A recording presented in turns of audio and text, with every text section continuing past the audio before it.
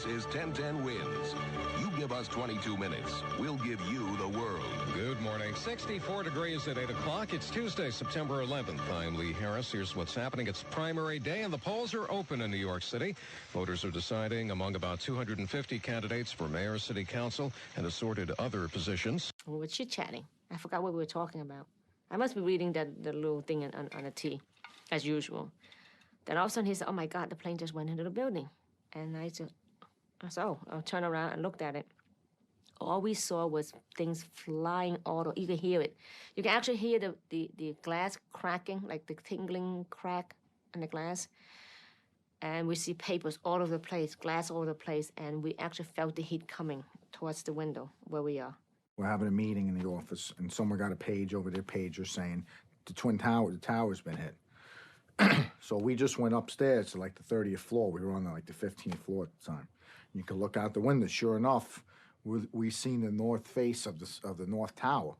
Big flames coming out of it, black smoke. It was already like a war zone. There was stuff crashing to the street.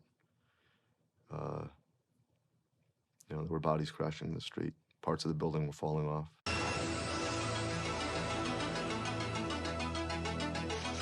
This just into our newsroom. A plane has crashed into the World Trade Center. I called my mom at work. Ma, plane crashed into the World Trade Center. I called Sergio's mom. I think I called the firehouse. I remember shaking, just my legs really shaking. It was tough for me because it was a relatively new job for my mom. And I knew she worked in the World Trade Center, but I didn't know which building, I didn't know what floor. The New York City Fire Department is issuing a call for a total recall of all officers and firefighters. I knew my brother was working. He worked at Squad 41. He was a rescue unit in South Bronx. So I knew he was working that day because I talked to him earlier in the day. I ran to my car, which was parked on a little bit east on Vesey Street, and opened the trunk and took off the shirt and tie and put on a helmet and a mayor's office jacket and my boots. Shall we leave now or stay here on the 78th floor? I think that's what if I remember correctly, that's how we were deciding what to do. But before we even think about what to do, the plane hit. At that time, I didn't know it was a plane. It was an explosion. It was a loud explosion. Next thing you know, I went from one end to another. And I don't know how long was I lost consciousness or not. I have no clue. I don't remember. All I remember is getting up. And I think I have some debris on me, but it wasn't so heavy to a point I couldn't get up. I got up. I couldn't see. Okay, I took off my glasses. My glass was all with blood, completely filled with blood. So I did remember that my glasses tend to come off, and if it comes off, I can't see, so I took it out very carefully. I happened to have an undershirt on. I wiped it. I cleaned it very carefully, and I put it back on, and I looked around. I see nothing but people laying down. It is horrific. A second plane the size of a passenger jet flying into the second tower of the World Trade Center. Oh, my God. Terry was 6'4", and when he put on his helmet and his boots, he was 6'7" or 6'8". And so he kind of towered over everybody, and I saw him, and he saw me, and he just gave me a nod of the head, like, come over here. So I went over to see him, and he was in his gear and awaiting orders from the chief on what to do. And he had his Halligan in his hand, and he gave me a hug. He wrapped his big arms around me and kissed me on the cheek and said, might be the last time I see you, brother. I love you, man. So we walked down this long corridor. I mean, long, very, very long. Got into the elevator, and they were waiting for people. They wasn't going down. He says, oh, we're waiting for more. I said, wait. I said, there's nobody coming down. Just as we started rounding the corner to run toward the lobby of 2 World Trade Center, we heard it.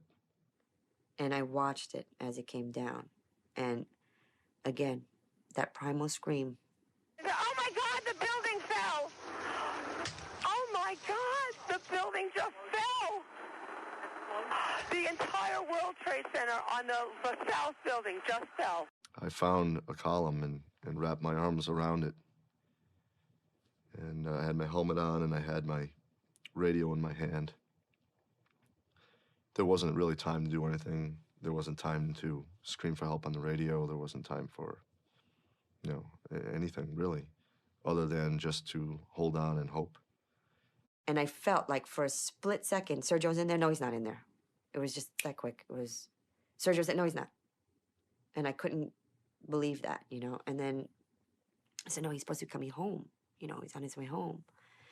And then I called the cell, but his machine kept on picking up right away. So I said, shit, he didn't leave yet. And we saw the tail end of it.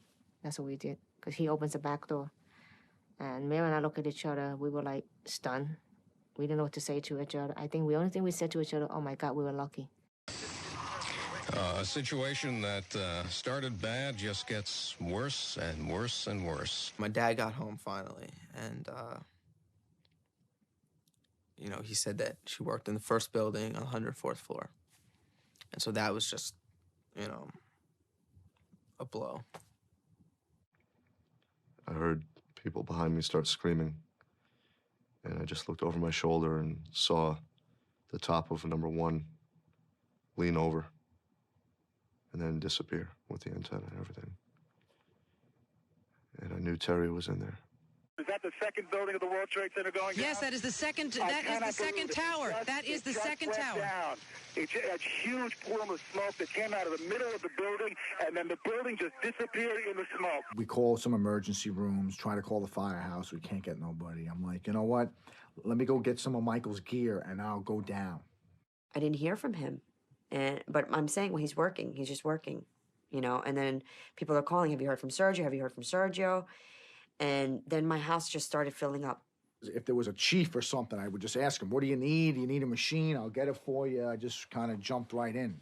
Used some of my, construction experience or, because it was chaos. We all went swimming just to kind of do something. And I remember just talking to my dad and just, him just saying, I don't think she made it. I walked in the door, and the first face I saw was Beth. And she was crying. And she looked at me through her tears and said to me, tell me he's alive. And I couldn't because I knew. And I hugged her and held her, and that was all I could do. All of us went to sleep in my dad's bed that night. Just cried. My brother cried that he wanted mommy. My sister cried that she wanted her mom.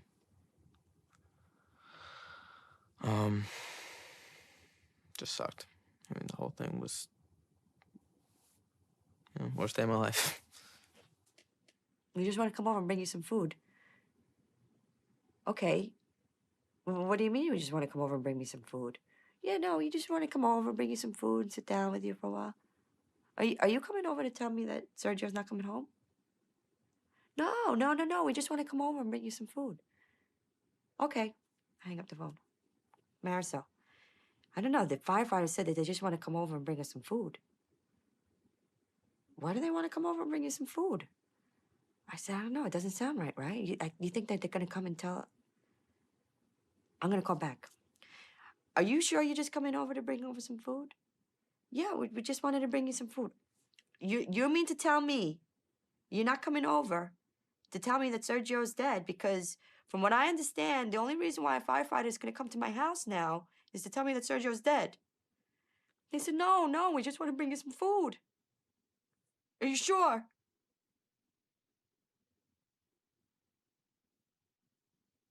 They said, yeah, we just want to sit with you and talk and bring you some food.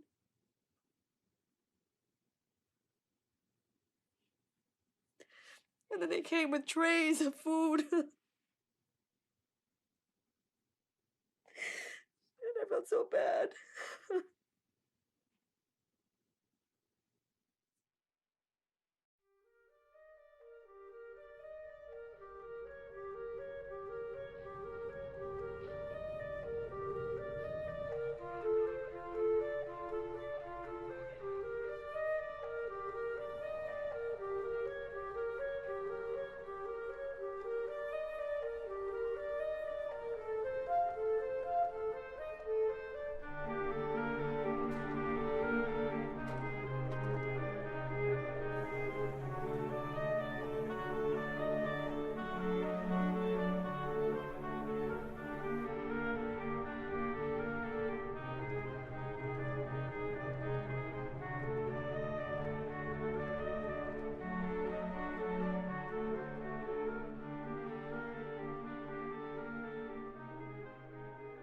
I did not know I was hurt at all. I did not know I was bleeding from my head. I did not know I was burned. I didn't feel it. I said, oh, no big deal, you know. I even lay in the hospital bed. I said, okay. I'm still planning my vacation. It's a great trip. I was going to take my kid back to where I came from, China. You know, you get burned, how you cook, you get burned, you get out. Not knowing like a second, third degree burn all over the place. Weeks go by. And I didn't want to give in because somebody said that it's been documented that a person trapped, you know, from an earthquake lived up to 28 days without food and water, you know? So I said, well, I can't give in until at least that point. The first 2 weeks, we believed in life to be still sustained down there, somewhere in a void or something. You know, because it was still search and rescue. So this was the point where I'm at my wit's end, right? And I'm talking to Glenn, and he says, oh, Elaine, his tarot card reader, you know, she's pretty accurate, you know? Give me a number. We all were at a very good pace. Everyone was at that same pace, search and rescue. We were at that pace. And then whatever night I went to sleep at 3 a.m., I woke up, took a shower, and when I went back out to the site. She starts to lay out her cards, and she just says, oh dear, you just lost someone. And that's it. That was my defining moment. The tarot cards. You just lost someone. I just remember it was 8 o'clock and the sun was out. It was a nice sunny day. And you could just tell the whole site was at a different pace.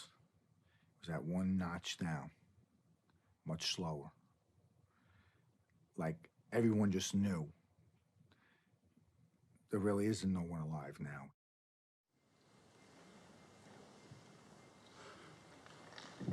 The memorial, I went up and I started my speech.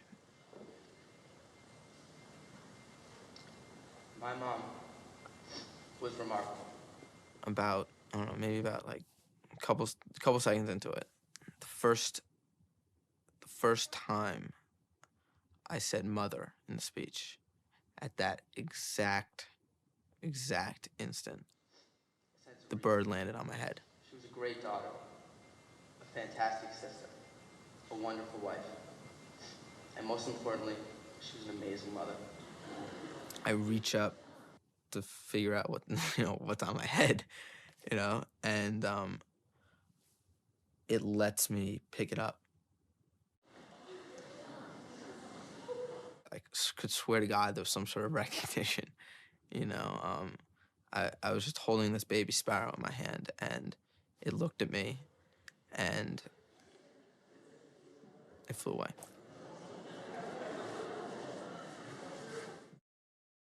You know, I'm not a religious person at all, and, you know, it was incredible. I mean, it's something that cannot be explained. You know, I mean, there's nothing that can explain that moment. There's no doubt in my mind that my mom was there.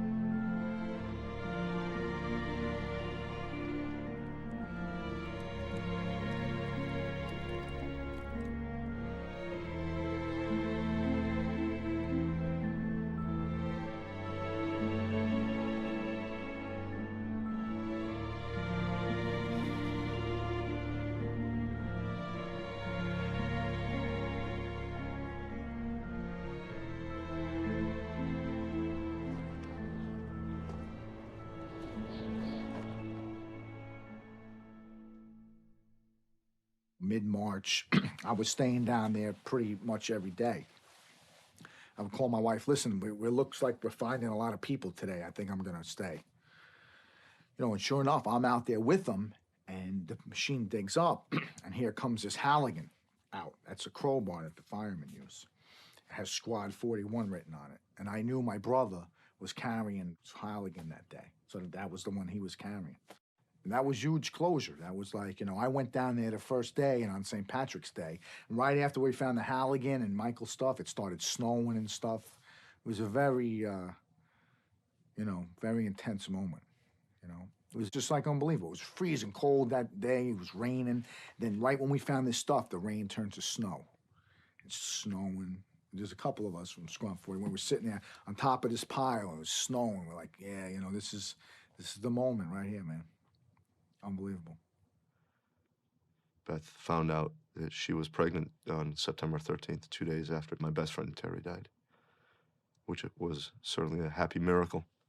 We started talking, and I realized that no one had cleaned or painted or fixed up the bedroom for the baby, for little Terry. And she told me that, you know, she had been waiting for someone to paint it, and it just hadn't gotten done yet. And so I told her to give me the keys, and last week I was honored to paint Terry's room pink pansy and super white on the ceiling and clean the floor. And I used to plan like a year and a half, half a year and a half. You're never gonna see me do that again. Every time I thought something's doing okay and something else happened. It never fails on me. Even though this hand was doing okay, I went for a clinic appointment. Next thing you know, I'm ended up in the hospital for like a week because they don't know what the hell's wrong. They don't know what's wrong with me. I had like a blotch all over the place. So he thought it was infection, it might be fungus, so they had me on antibiotic for almost a week. I'm still having surgery done. I'm still probably have reconstruction done. I probably have another skin graft here to reduce all this. I don't know what's going on yet.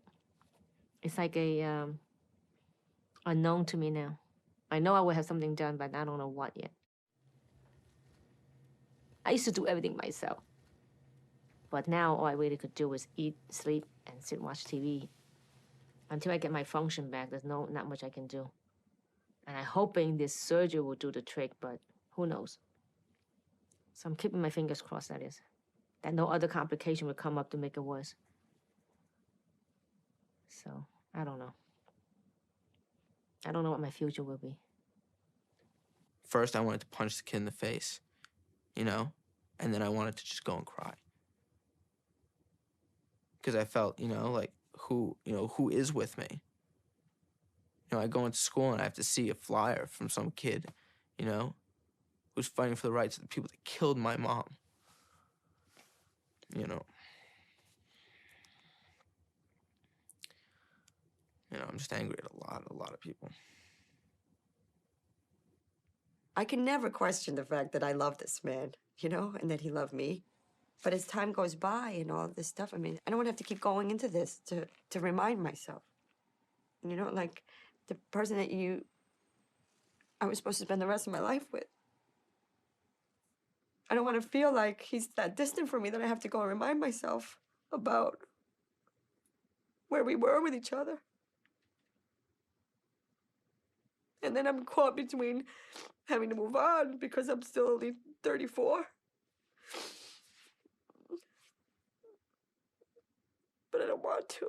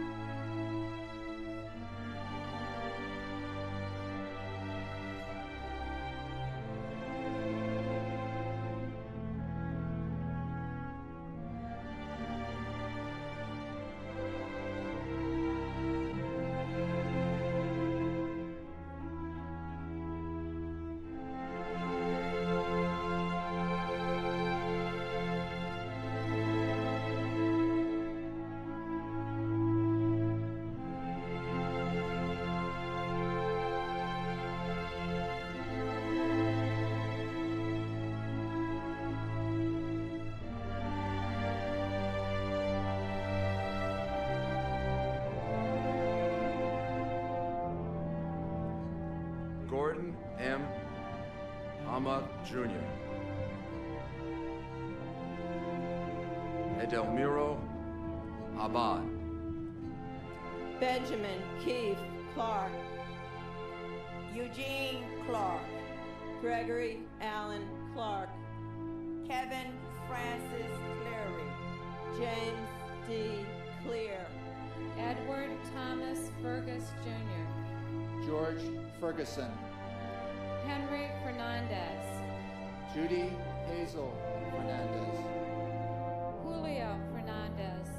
Leonard W. Patton. Terrence S. Patton. Joseph John Coppell Jr. Robert Henry Lynch Jr. Michael J. Lyons.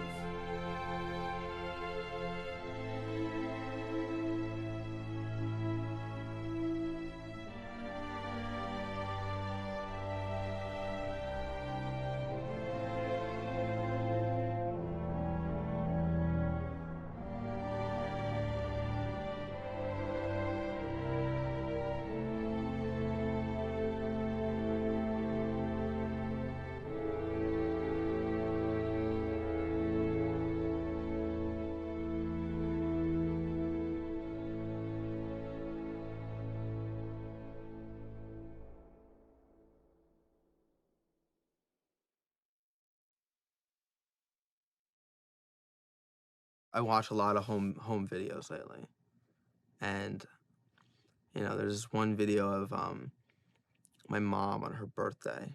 Making a wish? Go ahead. No, Sydney. No, Sydney, it's Mommy's. It almost like wasn't even a birthday for her. She got these special candles, the ones that keep lighting. My sister and I just thought it was like, we thought it was like the funniest thing in the world. I didn't even know that. She says, oh, it's better this way because now you get to make more wishes. You know that way you get a lot of wishes. Ready? Let's make another wish. So she turns to me and she goes, make a wish. And so I made some wish, and she goes, what is it? What would you wish? Tell me. Quick, tell the camera, quick. And I was like, I can't tell you, it's gonna ruin it. She goes, no, just don't worry, just whisper it to me. I have a great time at camp. That's your wish? Okay. You know what my wish is? That Nicholas has a great time at camp. I wish that I hope you had a good time at camp. That's all she wanted. And now it's very different. It's nothing now. It's a lonely house. It's a cold house. My dad started dating someone. They got married in, I think it was April. And now my mom is rarely brought up, especially in front of, my dad's wife, Bobby, who was one of my mom's good friends. So, yeah, it was just lonely. It was just very lonely. My most vivid dream, the first dream, was, went to like a dinner, or maybe, I don't know, maybe it was some sort of like kind of memorial dinner for my mom. And all of a sudden she just shows up. And she doesn't say anything. And all that happens is I just go up to her and I just hug her. Like really, really, really tight for a long time. Just hug her. It was just so nice. Just to hug her, just to grab her.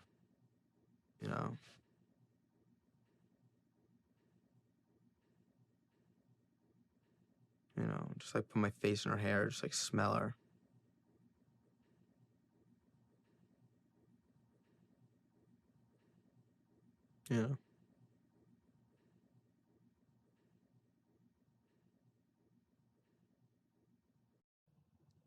I still haven't cleaned out the closets, Sergio's side, his drawers.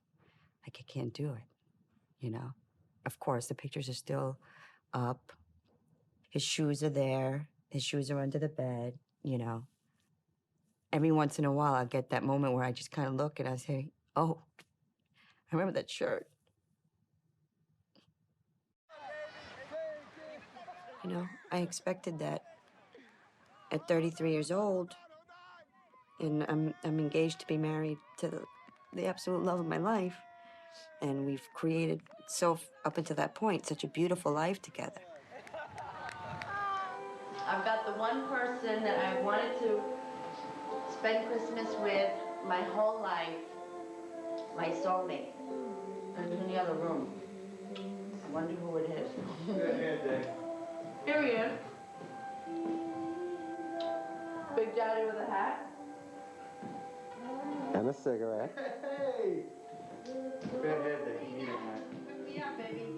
Hook this up. I expected that I was going to be under the skylight of the little chapel in the Fountainhead, saying my vows to Sergio, you know? I expected that.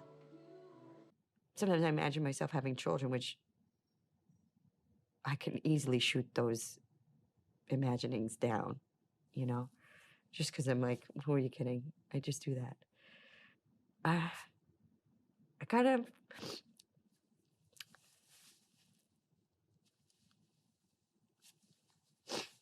I think I wanted baby so much with Sergio, you know?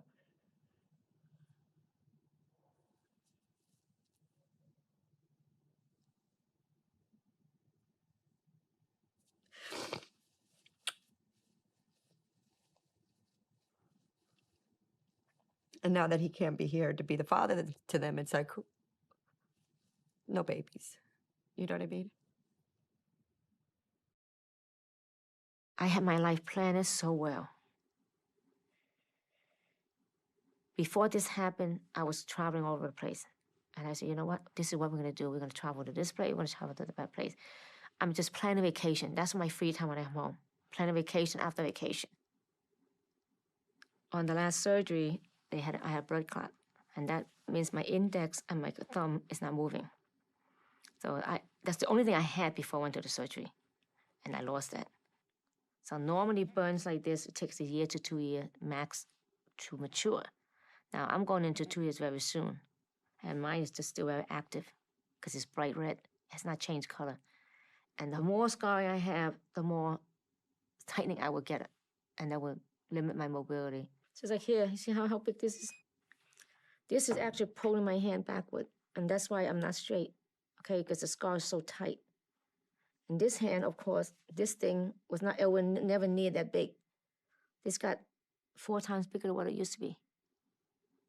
It's just that graft doesn't work on me. But why? They can't answer that. None of the doctor could answer that. And that's the scary part. They cannot tell me why this is happening to me.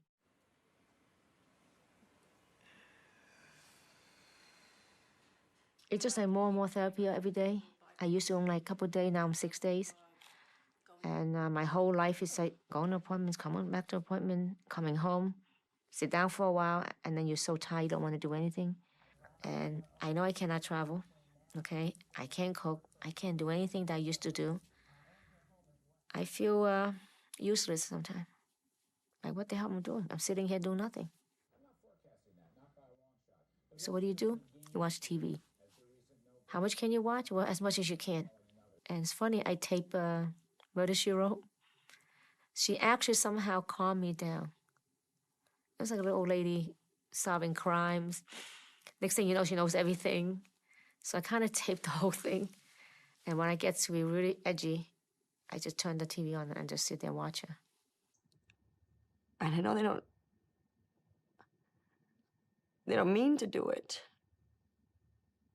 And they're happy, and they should be, you know, but to hear them say, can you believe I have my 2 kids now? I have a family. Oh, great.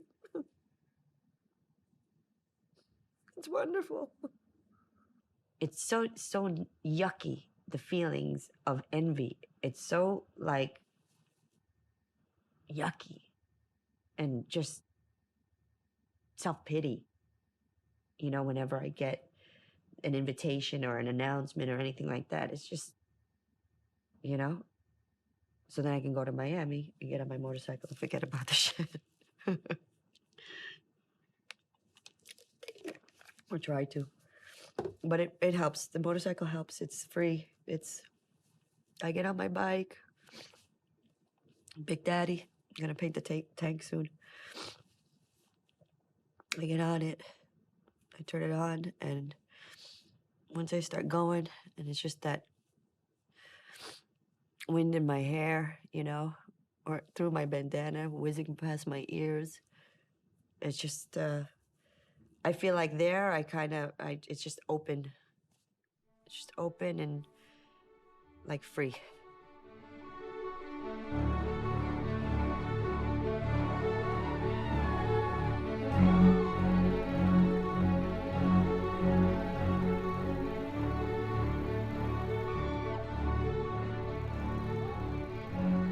Pretty much November, I closed on the apartment in Miami, and then I just started going every month.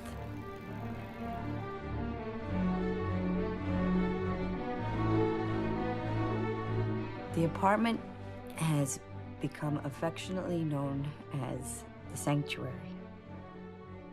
In my cell phone, it's listed under Sanctuary, and on my keychains, it's Sanctuary.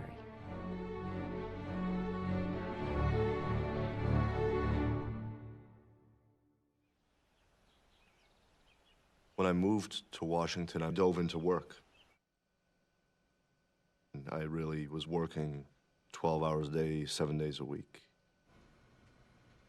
trying to get this command stuff up and running for the secretary.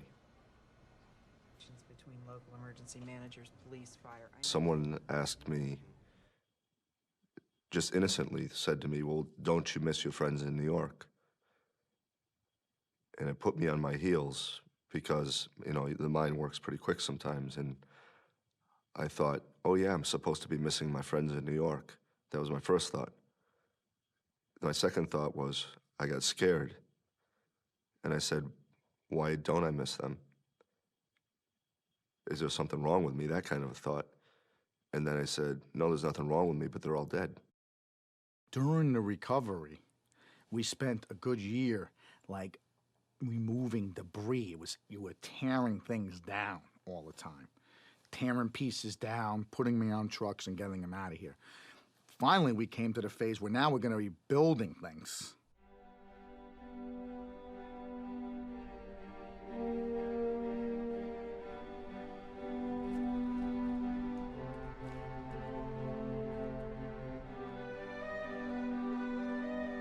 What they needed for me to do down there as project manager for the Path Restoration Project, I fitted into that.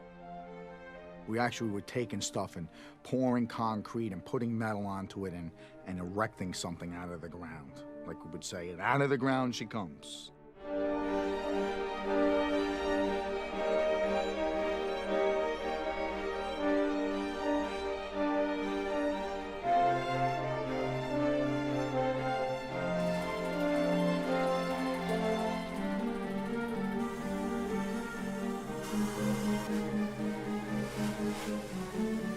Every morning when I leave the house and I go in to tuck the girls in, I would imagine Michael, like every day I do it, tucking his two girls in. It's just like a funny feeling, like I'm tucking them in, but it's something like he's actually tucking his girls in at the same time I'm doing mine. I always think of that, because he missed out on that now. And then the World Trade Center itself, working in the bathtub, reminding the workers where they are every week, week after week, you know, bringing the temporary station out of the ground.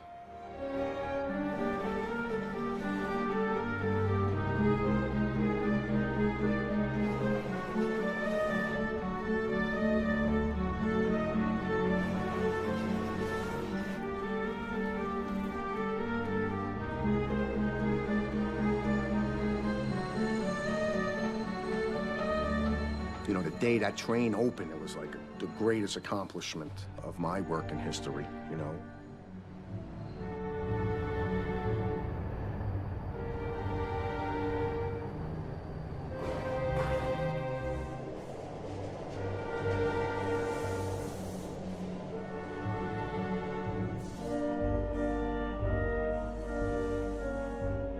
Today is it's a good day that, you know, this is phase one, or, you know, I keep saying it's phase one, but it's an accomplishment. It's finally working.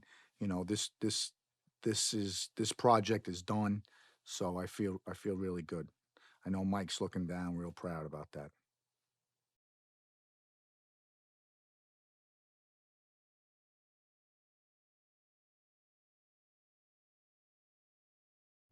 If you had told me 3 years ago that my mother would be dead and that I would have almost no contact with my father, and I'd be living on my own, I would have told you you were fucking crazy.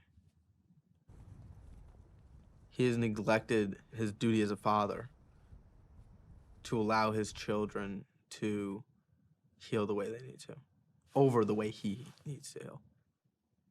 And it's sad that I'm not allowed there anymore, but at the same time, it's, you know, I can't live there anymore. I can't be there anymore.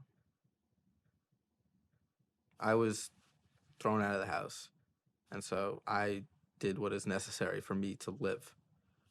But in general, I don't want to ever touch that money. That money exists because my mom was, you know, murdered in a terrorist attack, you know? So every time I use that money, it's kind of like, shit, like, you know what I mean? It feels like dirty money to me. Bloody money. It's bloody money. In Florida, I feel like I can kind of like take off my widow coat, so to speak. I even have to say that my truth, I wasn't ready to tell my truth fully. My truth is dating. It was a very, very painful decision to start dating again. You know, it's such a betrayal. It's a betrayal. How could I have feelings for wanting to just be intimate? Just to have intimacy again. When, you know, it was like, how could you, but your body, and especially after that, it was just, I ached to be held, you know, to be touched. I ached for that. I had the fantasy, the ghost fantasy, where Patrick Swayze jumps into Whoopi Goldberg's body so he could reach out and be with Demi Moore again. So that's what I felt like the first few times that I was actually with Sergio, you know.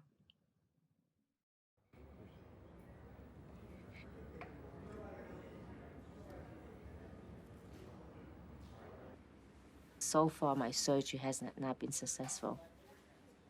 So there's no answer to my problem. If there's any answer to my problem, that would say, gee, you know what? There's some hope. And like over here, you see this part right here? Mm-hmm. Once you scar like that, it's almost hopeless. Almost like a callus. But you know I'm hopeless. Not you, but I'm hopeless. I try to be as happy as possible. So special. Got to be hopeful. Well, I guess I try to cope with whatever I got. I know I can't change it.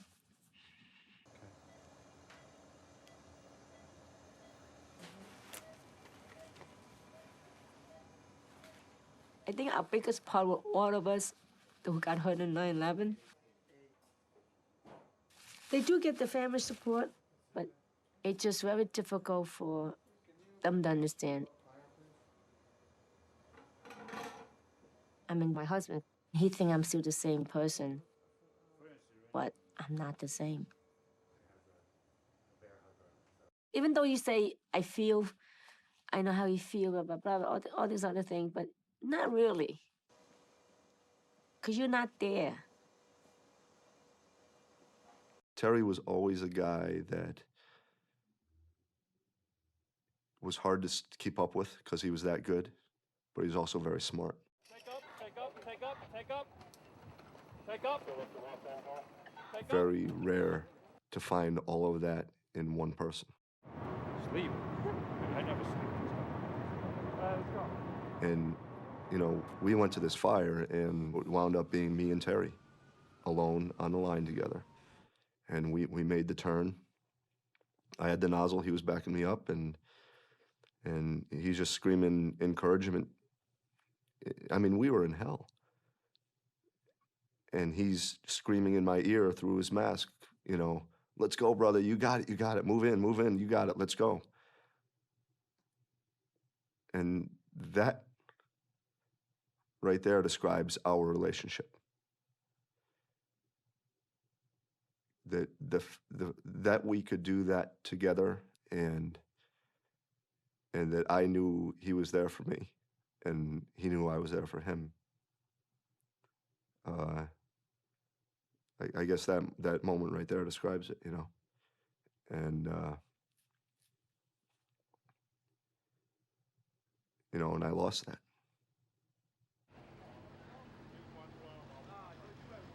When I saw Beth up at the firehouse where the mayor was after the 2 collapses, she said to me, "Where is Terry? Go get him. What are you doing here? Why are you here? Go get Terry and bring him to me."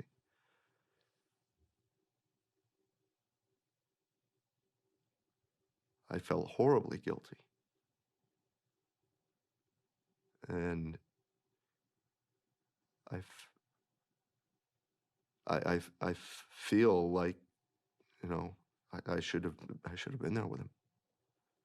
Whether it was life or death, I should have been there with him in death.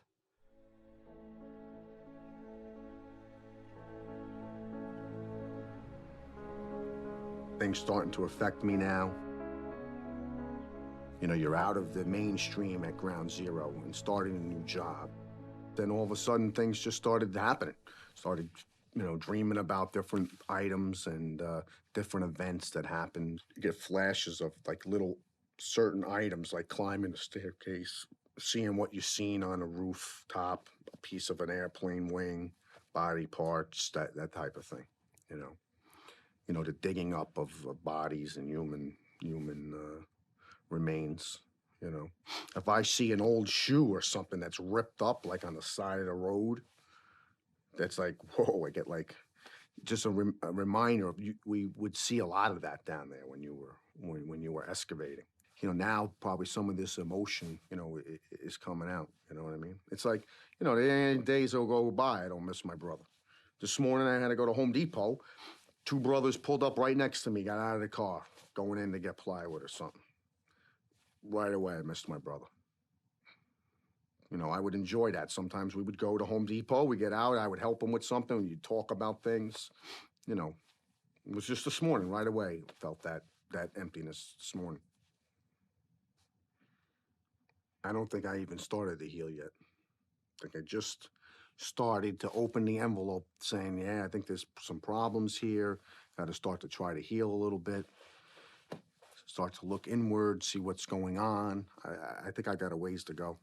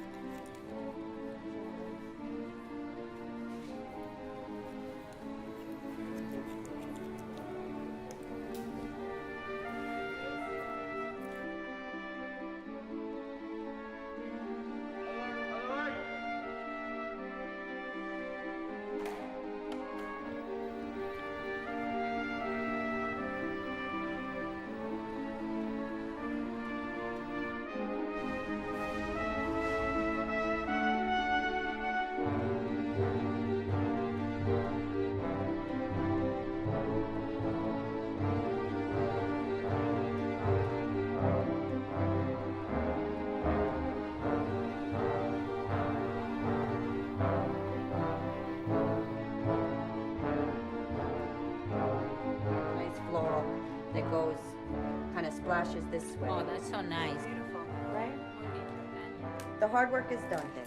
Yeah. Right? Beautiful. Very nice. Thank you. Thank you very much. You're welcome.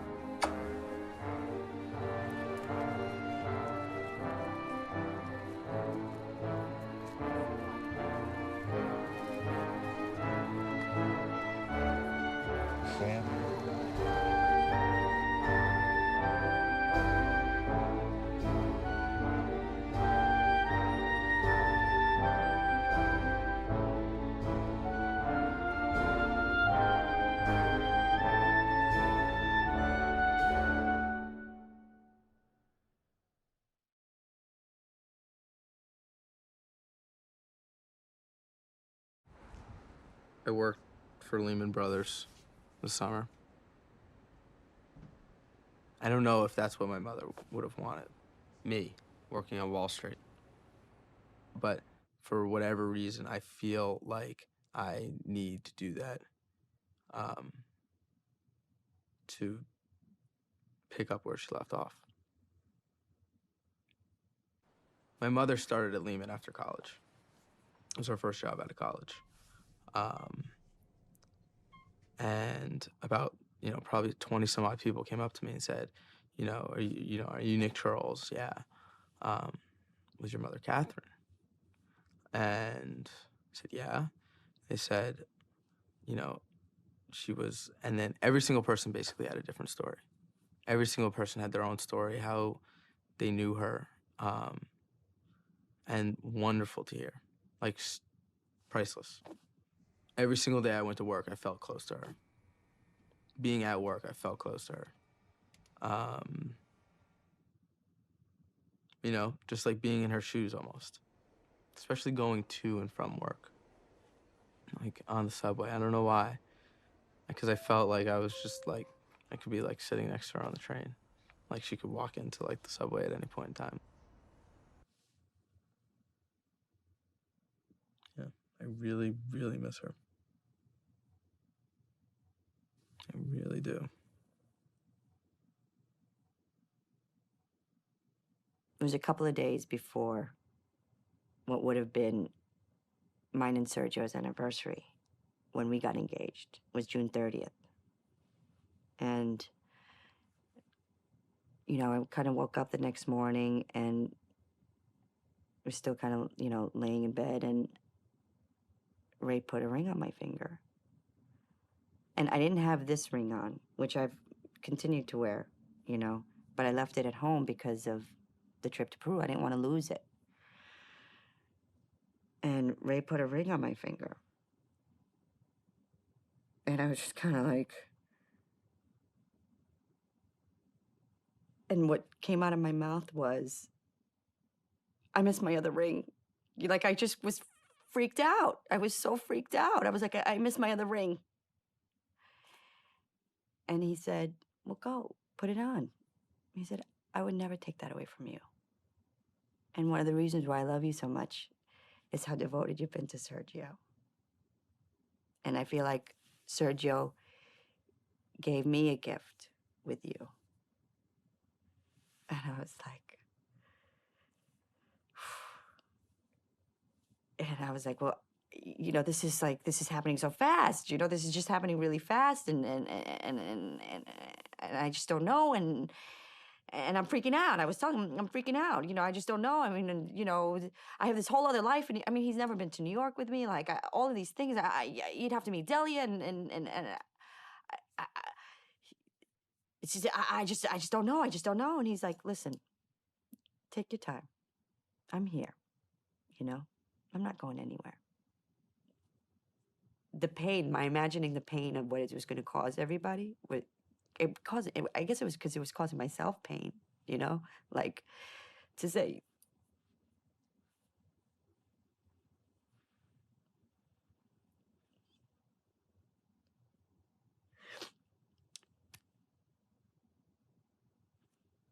it's time now. It's time to let that part go. It's not, there's so much pain in those words, to let go.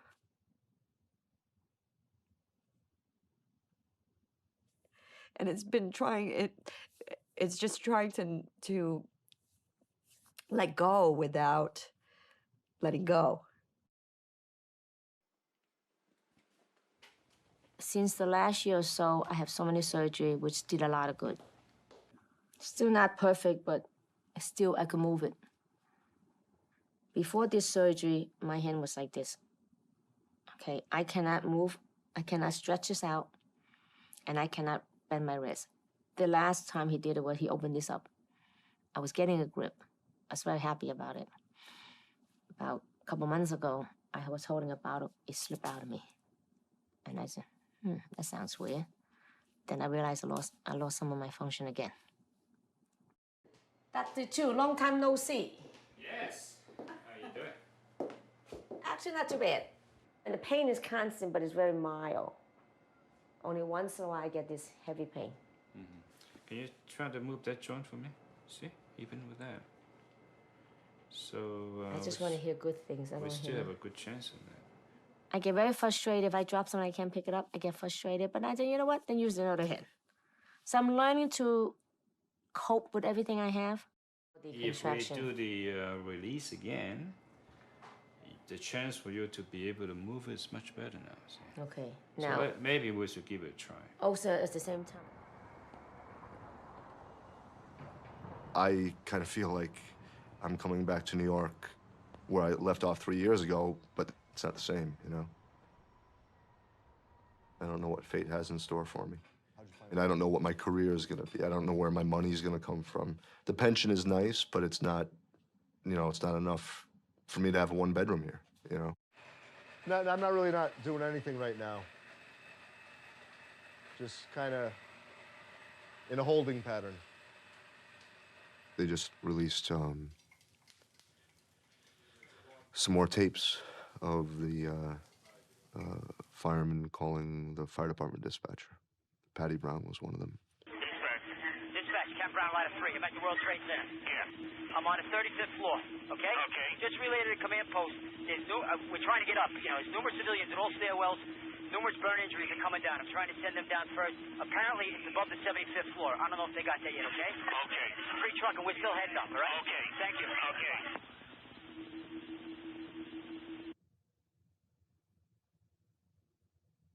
You know, his last recorded words were, I'm going up. Simple, powerful, brave words. He wasn't going to let Terry die up there alone.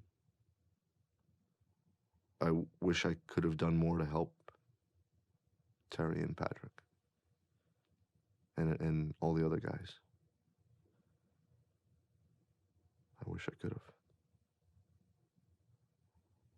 Maybe that day when I ran out of the hotel, yeah, maybe I never stopped running, really, you know.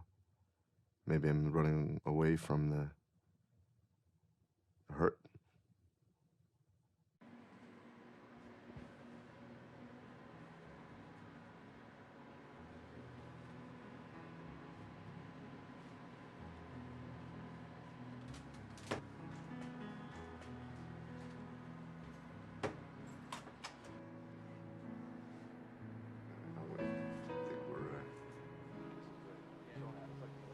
Morning, and I want to welcome everybody to Rescue 1. We are here to rename part of 43rd Street after one of our city's most decorated firefighters, Captain Terry Hatton.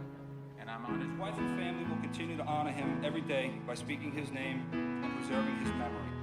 By renaming 43rd Street, every future generation will know that there was once a great husband, father, son, brother, uncle, friend. I heard there was a secret chord that David played and it pleased the Lord. You don't really care for music, do you? Terry really was a remarkable guy. I try not to romanticize him too much with Terry because I try to make him a real person.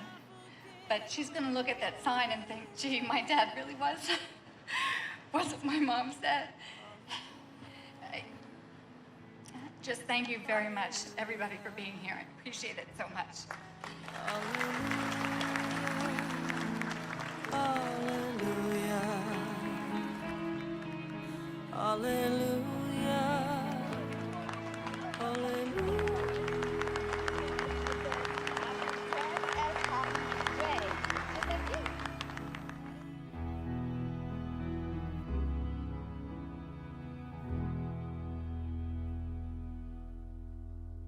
I was diagnosed this year with PTSD, post-traumatic stress syndrome.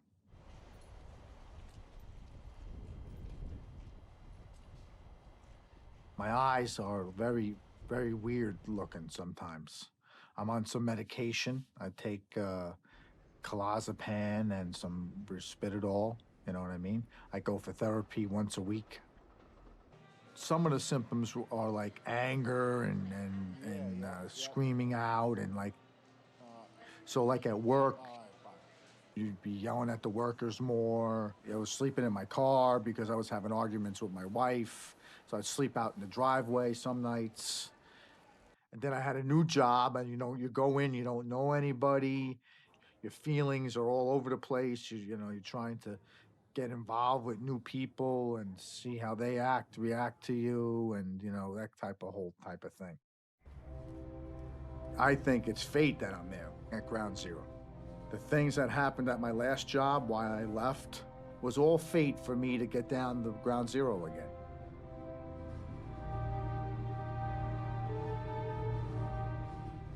We're up on 60th floor of a building every day. I can look right down into the pit. I always look over to where I found his remains. So it's like every day, it's like I think of him. The bottom of the pit is a spiritual place. It's like really weird. So when we start building the Freedom Tower, I'll be at the bottom. And it'll give me strength or energy or, that's the way I look at it.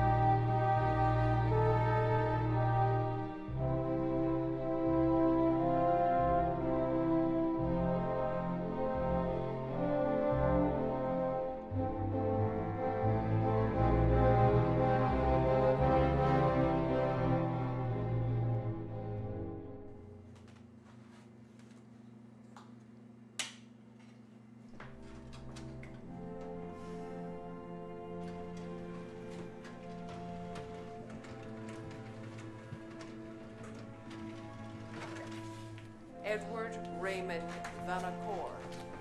Name. Frederick Thomas Baracci. Name. David Vargas. Name. Azael Ishmael Vasquez. Name. John T. Vigiano II. Name. Santos Vasquez. Name. Sankara Velaburi.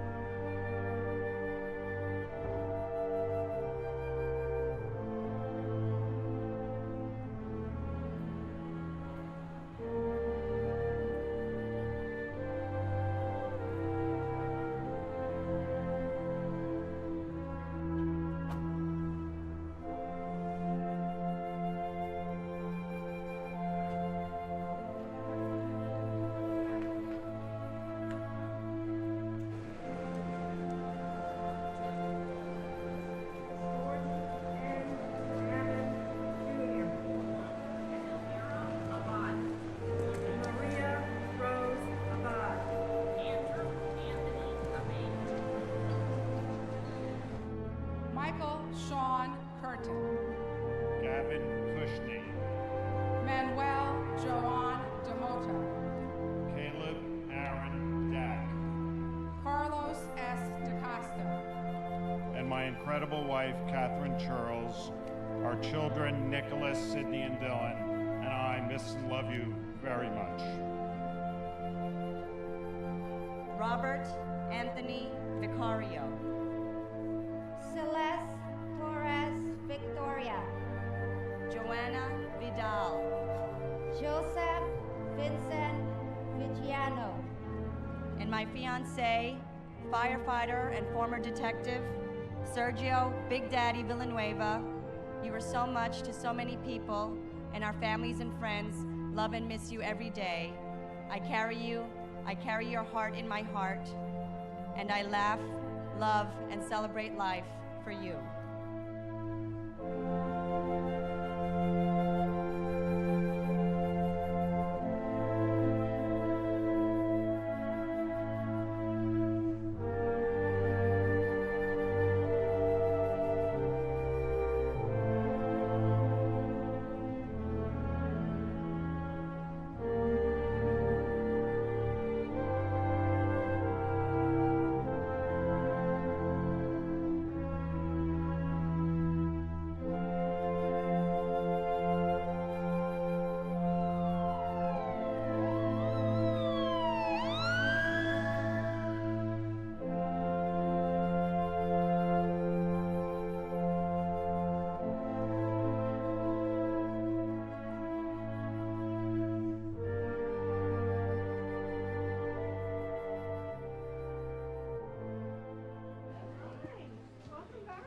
Yeah, welcome back. But you're in such good hands. That's right. This is true. I'm sorry.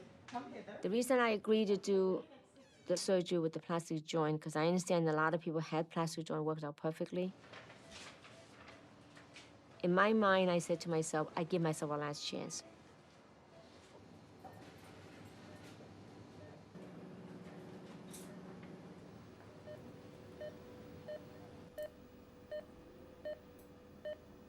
He didn't do a damn thing.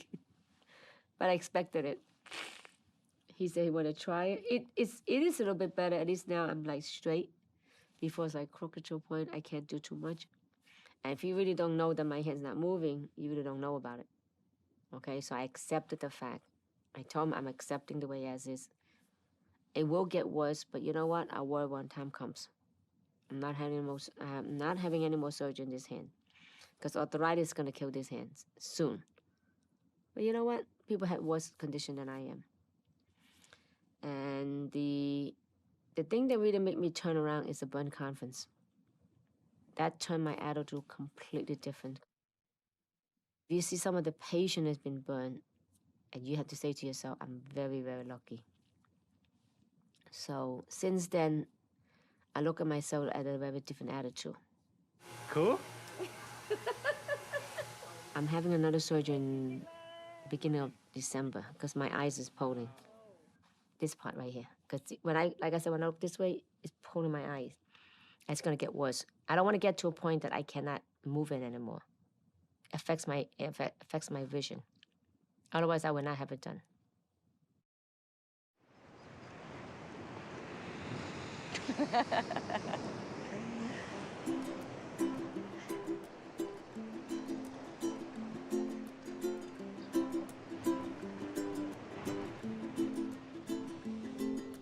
Please, Tanya, come just to the other side of Ray.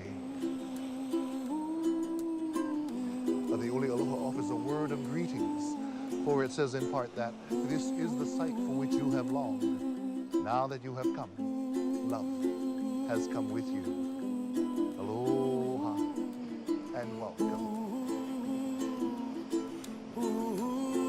I promise to love you, to honor you, and to cherish you always, from this day forward. I love you so much. You came to me at a time when I didn't think it was possible either to be able to fall in love again. And you love me with all of me, and I love that. and I love you, and you make me so happy. And I'm really looking forward to spending a great life with you, honey. I just love you. Dreams that you dream of, dreams really do come true. Ooh, someday you wish upon a star, wake up where the clouds are far behind. Be where trouble melts like lemon drops, high above the chimney top. That's where you find me, oh, somewhere over the rainbow, bluebirds fly.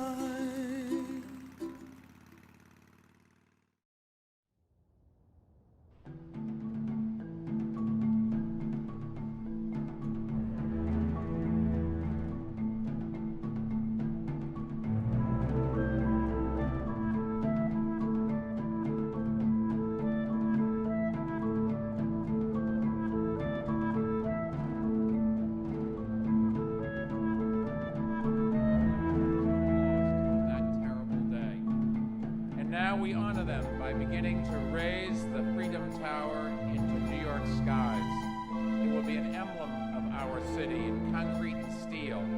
It will show New York City's determination to remember, renew, and rebuild. Inspiring, soaring, and undefeated.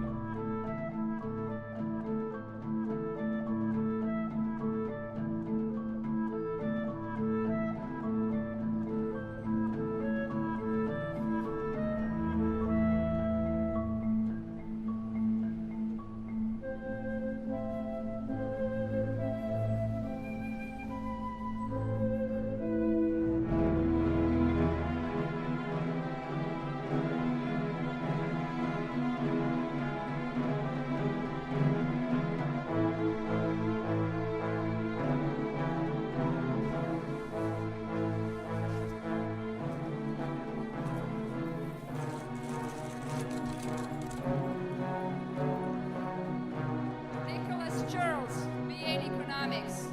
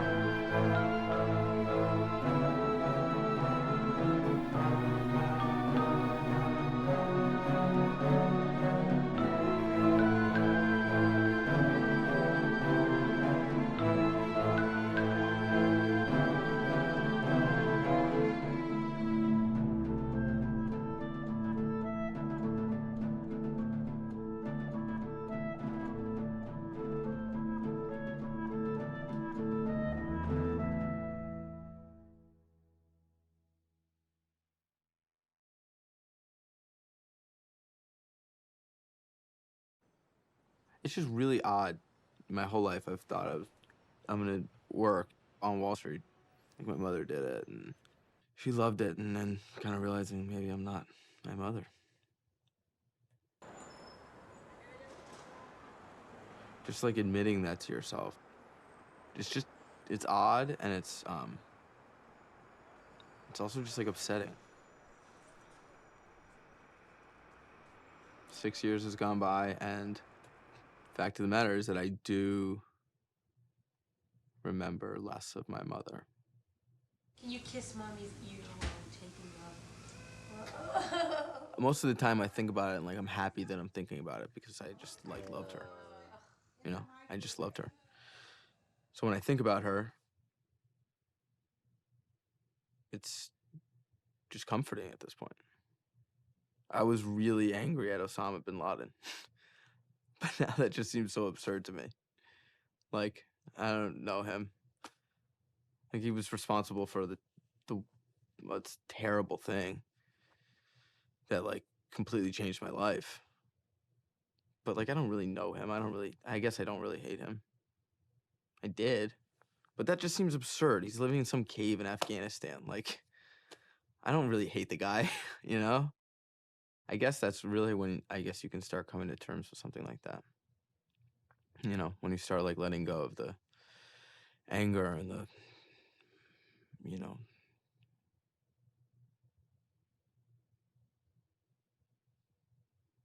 terror kind of, I guess, of that day. I'll give you guys this if you want it. I put it all together on a sheet. I'll talk to you about the radios. I'll talk to you, and I'll tell you the truth. I'm running a program of first responders for Rudy. My boss was a guy named Terry Hatton. He was a lieutenant there at the time. I'm defending the mayor on 9/11, so I've done a tremendous amount of research on and around 9/11. So I'm learning a lot of things that I didn't know. I'm reliving it. I now know from eyewitnesses and ear witnesses.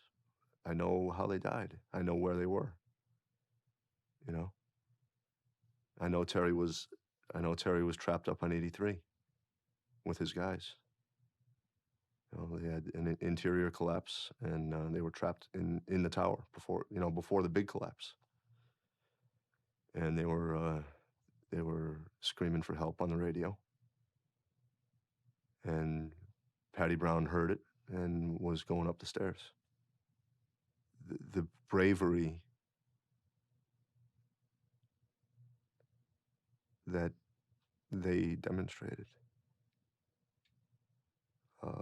by being up that high, by getting there, by being right at the heart of the carnage.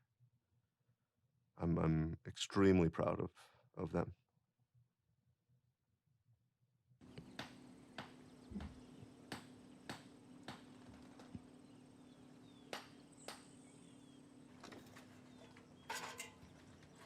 I'm out of therapy now. I don't take medication no more. It's a curable thing, which is a good thing. You know, it lasted a couple of years, so, you know, I got over that now. This is my brother's fireman coat that I wore down to the site on 9/11. A little big. Yeah. Still have map of Ground Zero in there, find out where the buildings fell. What else I got in here? Glove. Oh, this thing. A pen, this thing. What's this thing? The light I use to get around during the night and everything. What about this thing? Yeah, we use that. Put this on us in case we got trapped. And this? It's a pen. See, look. 9/12/01. We issued the drawing to go searching for different things. The healing is, you know, I guess it's there somewhere or another. You know, you're over your, you know, brother's death, sibling's death, or whatever. But, you know, you remember it. How come it's 9/12/01? Because it was the morning after. We all got together, had a big meeting, 9 o'clock meeting.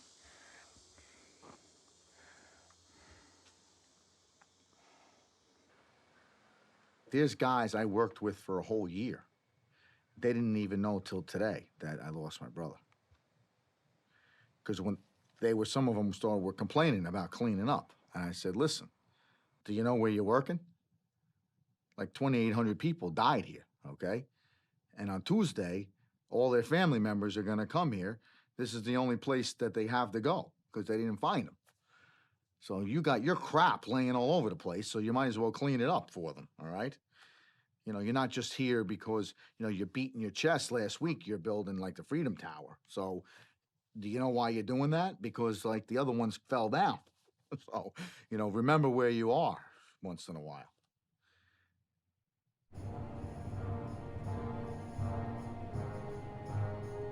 I'm involved because I believe in him, and I believe that he will fix the things that killed my friends. And that Terry and Patrick would be proud of me. You know, in the end, I would hope.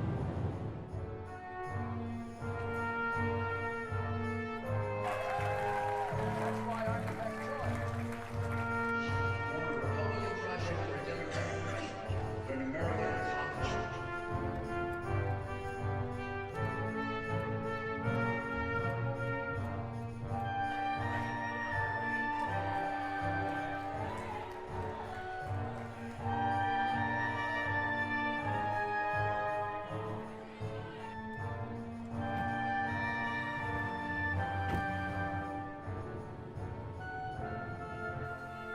this tie with the mayor and 9/11 and White House and all that. Yeah, if it doesn't happen, then I've done my best to try and make it happen, and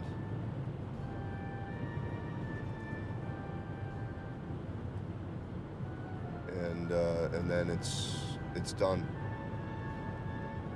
So maybe in a way, I kind of hope for that.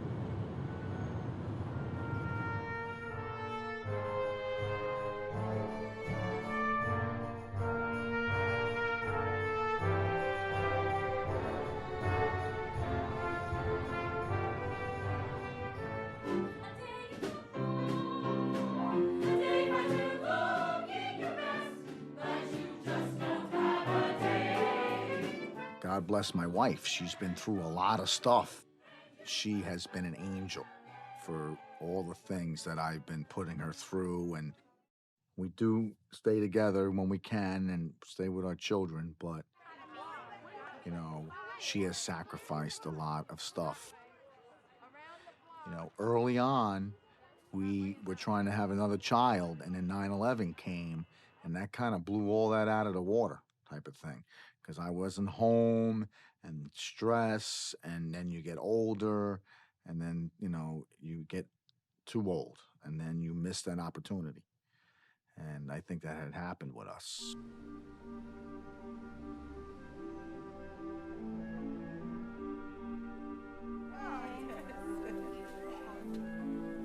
She has a lot of hair.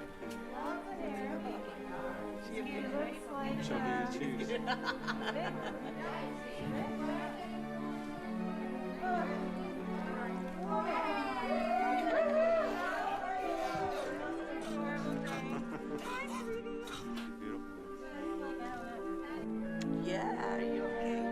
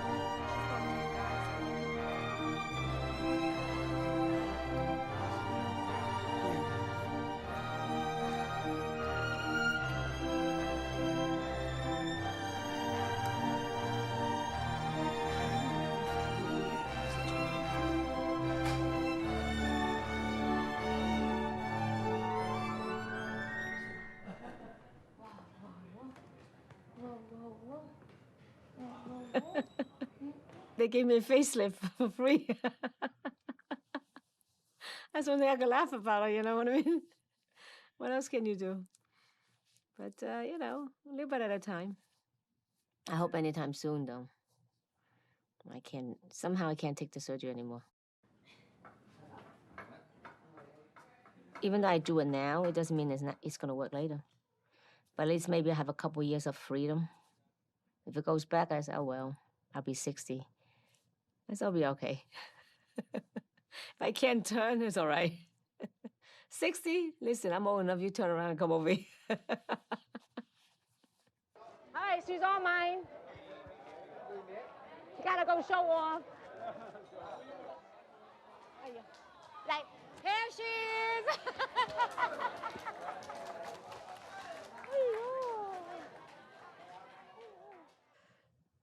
You know, as life has obviously moved forward, right? And I along with it. I have a family now that I have to bring them in. She is. Who's our squeaky girl in the mirror? Squeaky Von Flower. It has to be their space too. Oh, you're tired. You tired? You tired?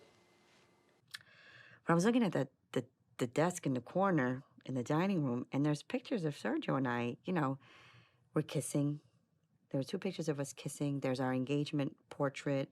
So I just said, it's time for me. I said, it's time for me. I have to take these down now. you know, and I have to let myself off the hook. It's not that I'm, you know, shutting Sergio out by doing that. But I guess there's always going to be that little part that feels like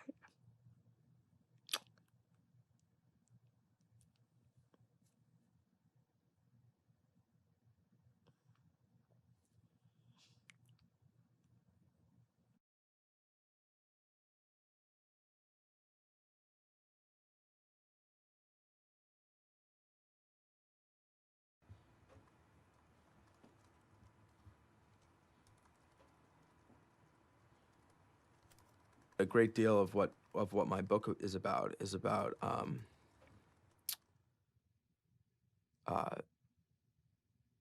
search for my mother and the search for my real mother. And what does this one say? I only knew my mother at home.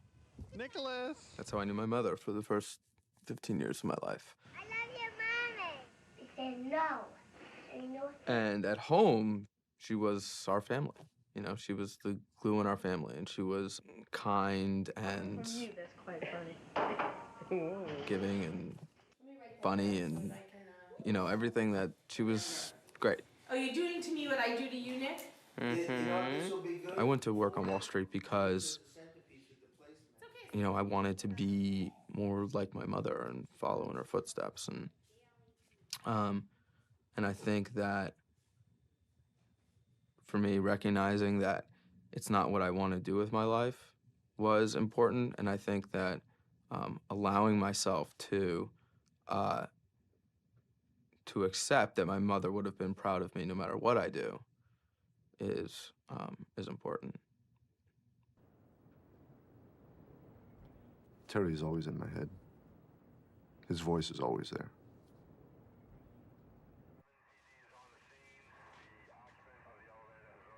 If I had heard Terry and ran toward him, what was I gonna do? You know, they were on the 83rd floor.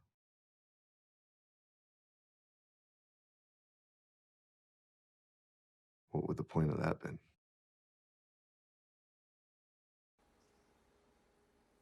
It has made me tired thinking about it. I'm just done with it. I can't live there. I can't live in that place.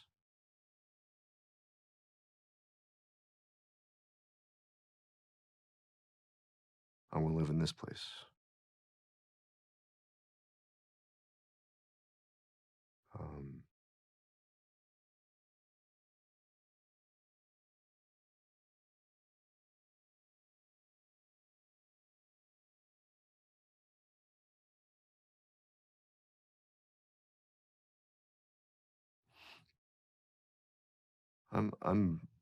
I guess I'm pretty happy to be alive.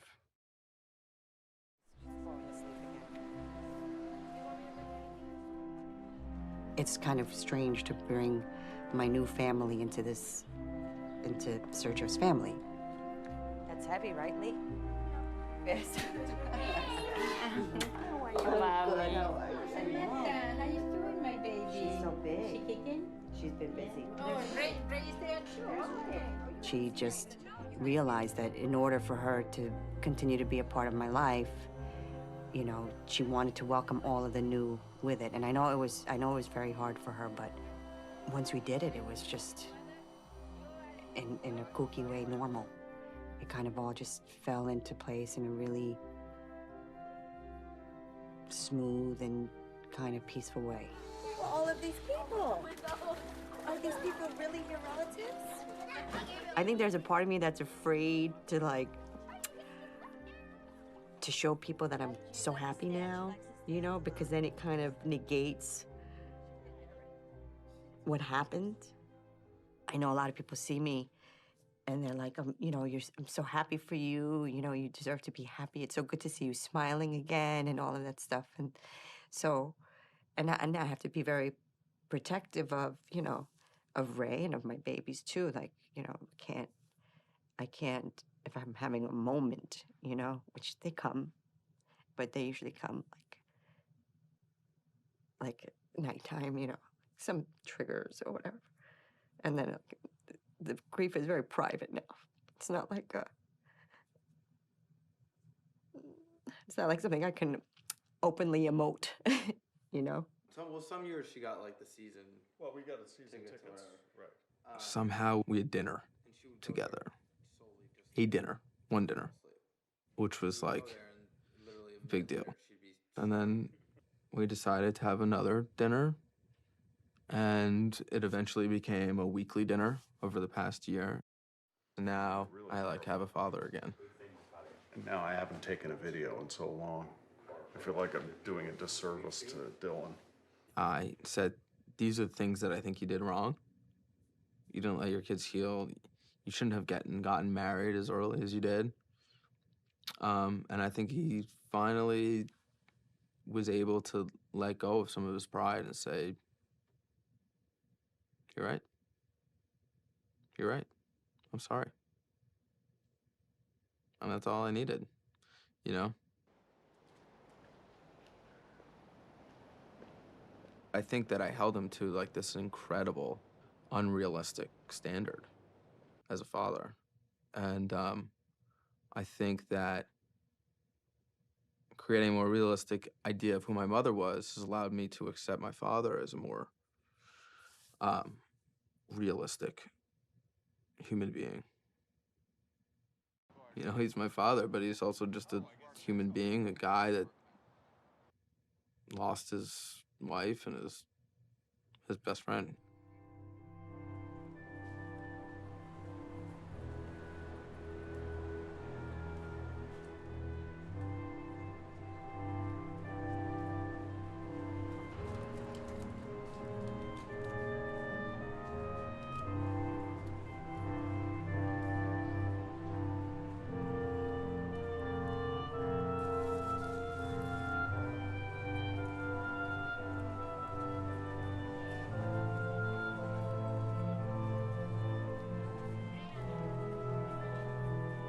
And so the saga continues, I guess.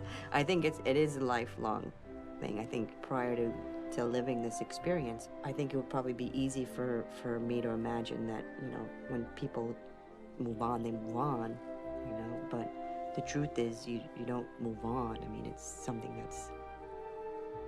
that's always there, you know, just kind of like,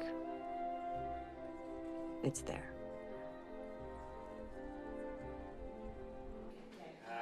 Birthday to you.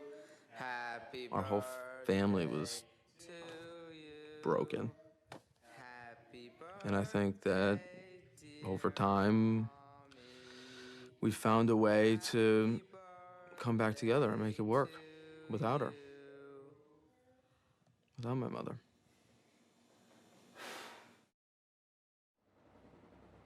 Oh, I don't know. I think I'm over that now. I don't know. I guess so. That's all healed up. I don't think about that stuff anymore. It's more about just the memory of everybody down there. You want to rebuild the thing to give everybody the dignity that they deserve, that lost their lives there. You want to get the memorial done, so there's a place for family members to go, and then rebuild the infrastructure so it's an acting city again. To be honest with you, a few months ago, you wake up one day and you realize, hey, my life's almost over, and you know, what am I doing here, and you know, where am I going with it, and you know, I've been on one thing focused so desperately. You know, what about the rest of my life or my goals that I wanted to do? I'm just lucky that I'm grateful for what I have. You know what I mean? Eat or go down first? Hi. I have a job that I enjoy going to work, you know. I have a beautiful wife and family I can go home to. First of all, There's not a lot more you can ask in life itself, you know what I mean? Unless you're like the King of England. And I don't even know if he's happy guy.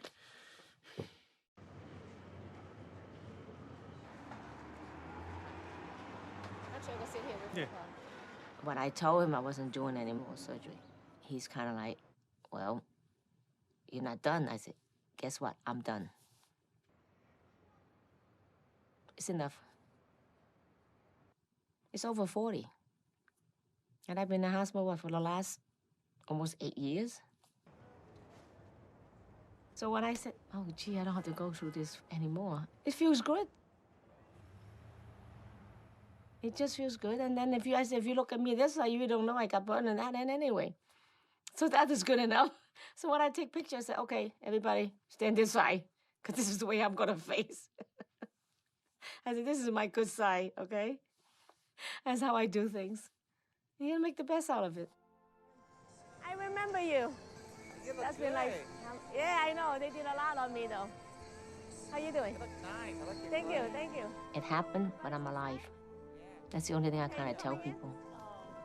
How are you doing? Good. I was like giving a second chance that I really could have died that day. Somehow, somewhere along the line, I came back.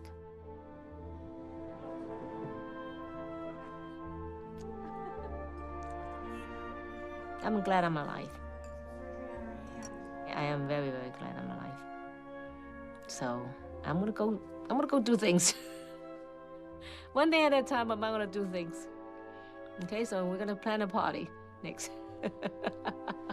I can't wait to do it.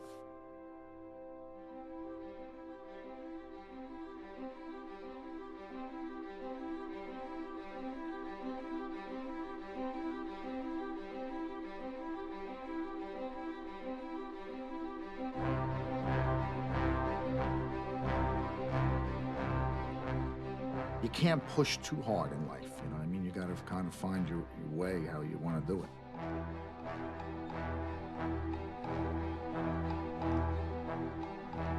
Everyone heals in a completely different way.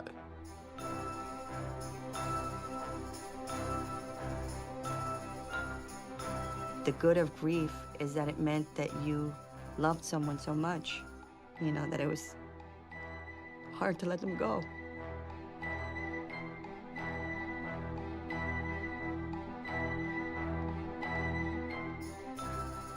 I don't think I would be where I am now without going through all of the different steps of the process. If you accept that process, I think you end up in a much better spot. Land on your feet. I think I've landed on my feet.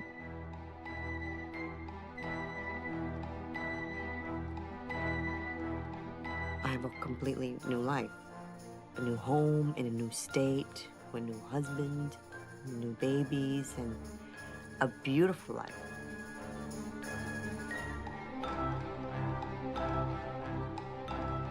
What's there to grieve about? You're here.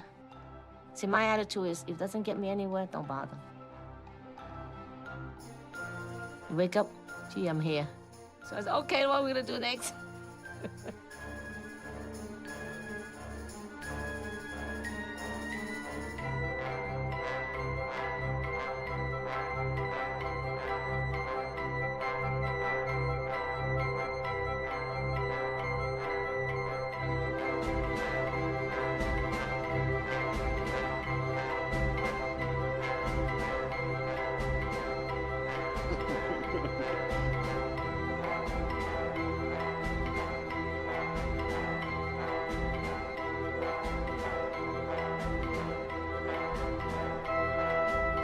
I love waking up again. You know, it's not like, I don't love waking up after 4 hours of sleep, but I do love waking up to those faces. I have hope. It's all gonna work. It's all gonna be good at the end of the day. We'll teach our children what had happened, the economy will get better, and hopefully the world will be a better place when we finish. That's all you can hope for. And that you'll live a nice, long, happy life.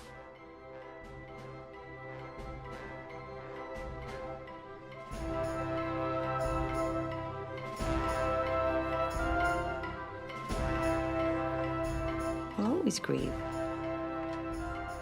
But it doesn't stop me from still living a life of joy.